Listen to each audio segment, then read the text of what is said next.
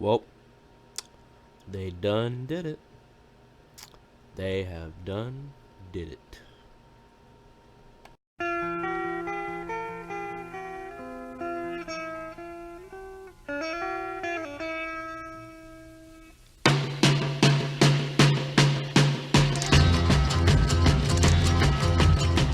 I see a red door and I want it painted black. You want to know what grinds my gears more than most things, and that is companies trying to make more money that is needed than is needed, and not giving anything back with that for that money. Now, what I'm getting with this is basically what I'm talking about is the industry of AAA games. And for those of you who don't know what a AAA game is, that's in basic terms, a huge game. Say any Call of Duty game, pretty much now. Recent ones: Star Wars, Fallout, Far Cry, all those series. Elder Scrolls. All those are AAA games because they're funded. The money they spend on these games are off the wall. They spend more money on these games than they do to make movies. That's how much money they spend on these games. You'd be amazed how much they spent on Star Wars Battlefront. And that game was, most conceive that game as a huge letdown of a game. Now, I'm going to get right to the point and talk about why companies release season passes before the game even comes out.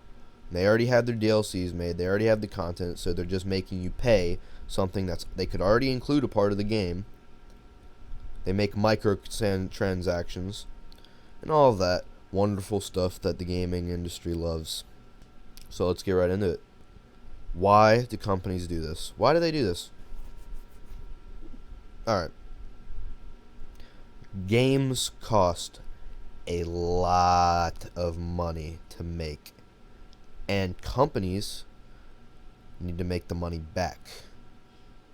Now, the companies in their mind, they're thinking, okay, we're spending a lot of money. The only way to get it back is to charge more, is to make more things for people to buy. Now, I'll get into that. I'll get back into that set for a second. But a game costs $60, right? Game new costs $60. But say you buy the game from a second-hand retailer. Say you buy it from Amazon. I believe Black Ops 3 on Amazon is down to $40 right now. It's a $20 loss for buying it brand new. Black Ops 3 has only been out for like a month almost, which is losing money, even more money for the company.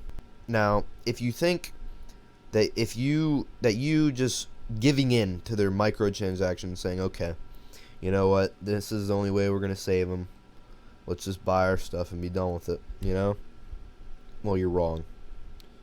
This industry is not in trouble because we don't pay enough. In fact, we pay these people a pretty good penny, if I'm not mistaken myself. It's in trouble because less people are buying the games. Okay? These companies cannot get a new audience to play the game. You want to know why? Because it lacks ingenuity. These companies have been shoving the same things down our throats for years and years, and we're just not making advances with the money they're putting into these games. They are not making the creative advancements that we're looking for. Companies are trying to make limited editions and extra apparel and add-ons and DLC and in-game currency to save their game, when instead they need to be creating new ideas. That's how they're going to save their game, because they're they're targeting money, not quantity, because basically what that means is they're trying to keep the people that they already have a part of their audience. You know what I mean? They're already trying to keep the part of people like me, you, are already consuming their games, and we're just giving them money. They're not going out and creating new ideas to bring in other people, to make even more money, so that way that they wouldn't have to charge, say, more for their DLCs, when instead they just have more people buying, so they wouldn't have to do that. You understand what I mean? Some companies put their entire game in a DLC. They put an entire second half to a game in a DLC, and it pisses off consumers like me and you.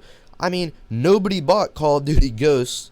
Very few people bought Call of Duty Advanced Warfare because it pissed people off, because they were repeating. There was no ingenuity. Look, we live in a time where people crave fantasy, sci-fi, and deep plots. Okay? Movies like The Avengers, shows like the Game of Thrones, Lord of the Rings, all of that. These are franchises that are based on those and are constantly expanding their audience and making tons of money. Alright. It costs $10 to see a movie. And The Avengers made over $1 billion. Correct? Black Ops 3, or any game, costs $60. $10, $60. That's very different. And I read online somewhere that Black Ops 3 is somewhere near $1 billion. I don't know how close or how close or how long ago or how near that was, but there's a big price difference, and they're making around the same money. Look, if people go to watch those movies, they also will play these games, because they're basically the same exact thing in so many ways. Look,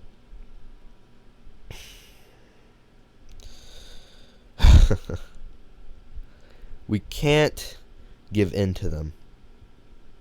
Okay, we can't buy their crap. We need to make them start expanding on themselves. That's the only way they're going to save themselves and realize it. If they can just reach out to a new audience and, get over themselves, we'll be fine, and we won't have to deal with paying for DLC that's complete garbage. Alright? So here's the thing. Here's what I'm asking. Why? Why are we forced to stand for this? This monopolization that AAA games have created. The question is, why?